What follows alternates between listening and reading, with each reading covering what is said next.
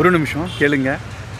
ஒரு விவசாயிக்கு கடவுள் ஒரு விதையை கொடுக்குறாரு. இந்த விதையை நீ இன்றைக்கி விதைச்சேன்னா நாளைக்கு மரமாகும், நாளன்னைக்கு நீ அழகான பழங்களை பெறலாம் அதுலேருந்து. ஆனால் அந்த விவசாயி அதை யூஸ் பண்ணல.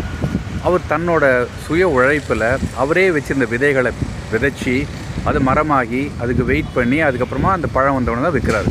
அப்போது அவர் பையன் கேட்குறான், அப்பா கடவுள் தான் உனக்கு இந்த விதையை கொடுத்துருக்காரு இல்லையா, அந்த அதிசய விதையை, அதையே நீ உபயோகிக்க மாட்டேங்கிறேன்னு. அந்த அதிசய விதையை நான் உபயோகிக்கலாம், ஆனால் அதுலேருந்து வர பழங்கள் இருக்கு இல்லையா, அது வேறு மாதிரி இருக்கும், டேஸ்ட்டாக இருக்குமாங்கிறது தெரியாதுங்கிறனால நான் யூஸ் பண்ணலை.